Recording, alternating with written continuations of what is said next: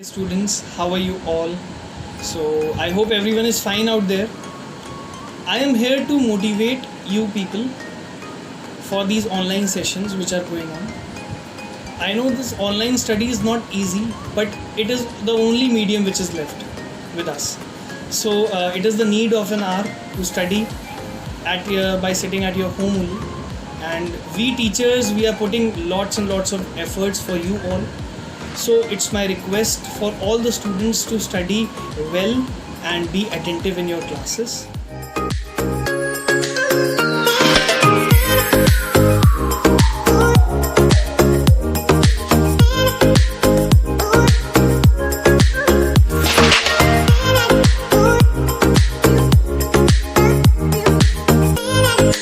Before starting, I would like to say something.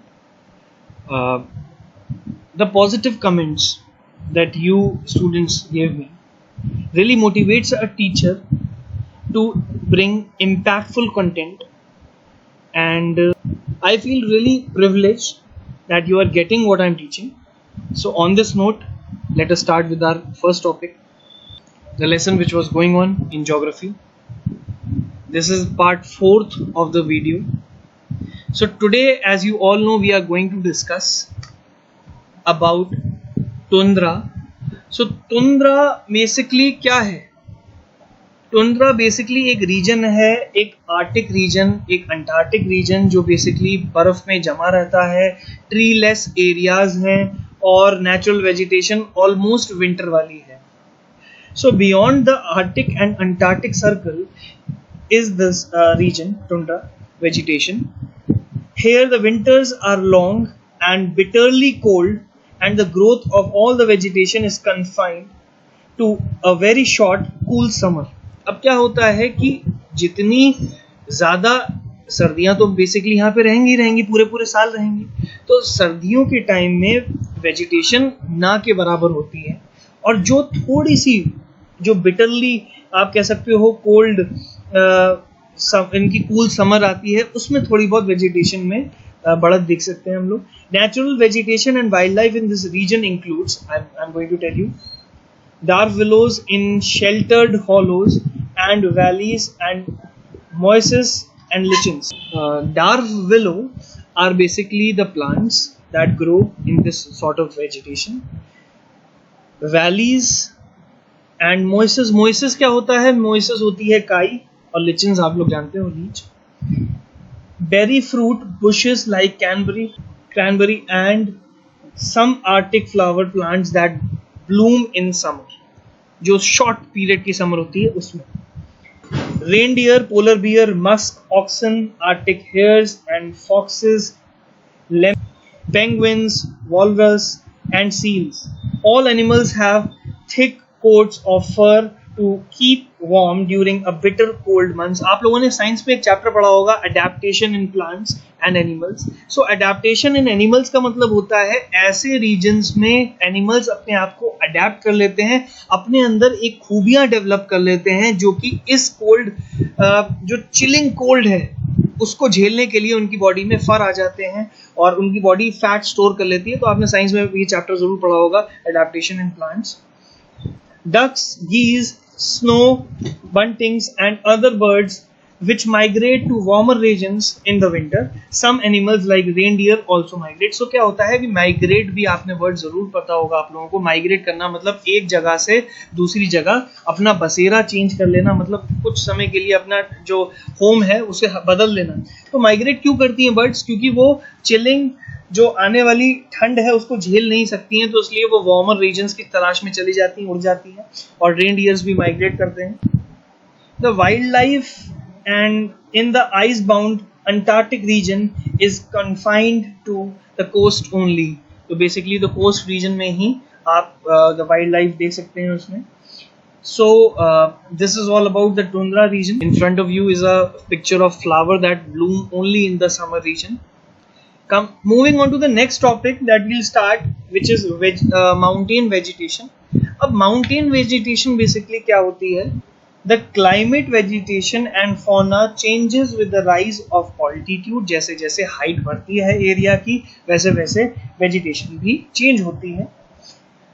So mountain region आप जानते हैं कि हायर ऑल्टीट्यूड पे है, हायर हाइट पे है.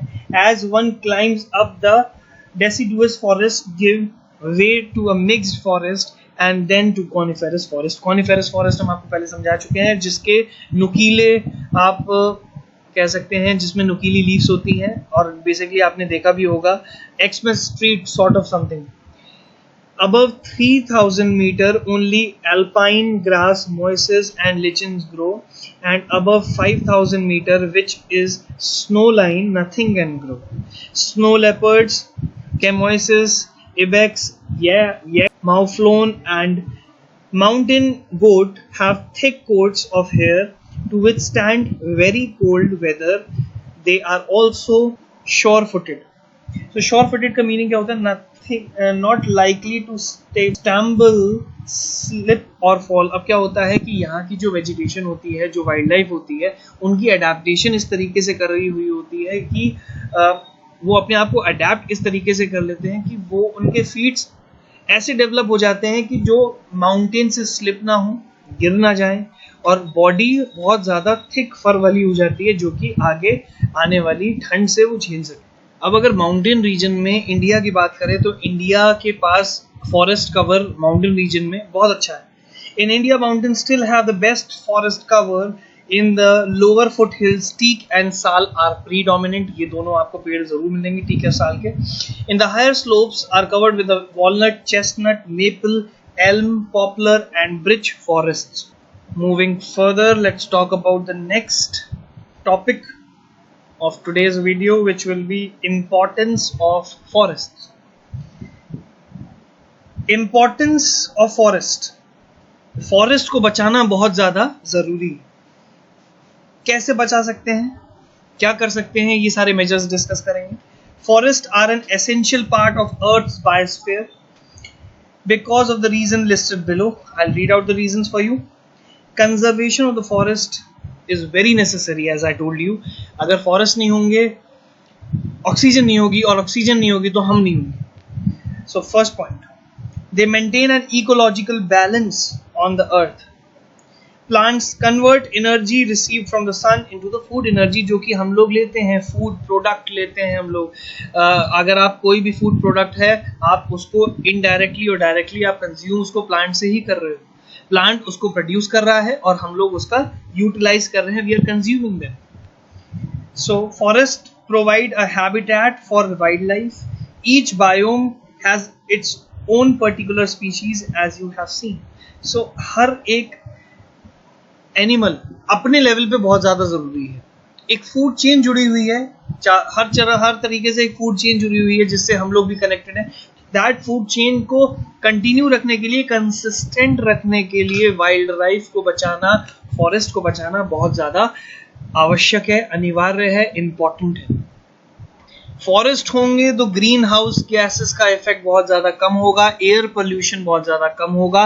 Green house gases for example carbon dioxide जो होती है वो अगर इंक्रीज होगी तो प्लांट्स उसे कंज्यूम कर लेंगे, जो कि उसे फ्रेश करके फिर हमारे लिए ऑक्सीजन रख देंगे. सो the trees in the forest are important in checking the soil erosion. Yes, very important point. Soil erosion अगर रोकना है तो ट्रीज को मोर एंड मोर प्लांट करना जरूरी है, जिसके रूट्स जो होती हैं वो सॉइल को बचा कर रखती हैं, अपने अंदर होल्ड कर रखती हैं. So all the variety of major and minor products are obtained from the plants only which are in the forest. सारी हर्ब्स, सारी शर्ब्स, इतनी ज़्यादा जड़ी बूटियाँ जो हैं वो सारी फॉरेस्ट में ही पाई जाती हैं, जिससे ह्यूमन लाइफ को प्रिजर्व करा जा सकता है, कई सारे डिजीजेस को क्योर करा जा सकता है. तो फॉरेस्ट को बचाना बहुत ज़्यादा ज़रूरी है. On this note I am saying you good bye for the video. Tomorrow we are going to discuss about the threats, how to resolve the problem, need for the conservation of the wildlife, ये सारी बातें करेंगे. So thank you so much for watching and please be updated. It's my humble request. Bye bye.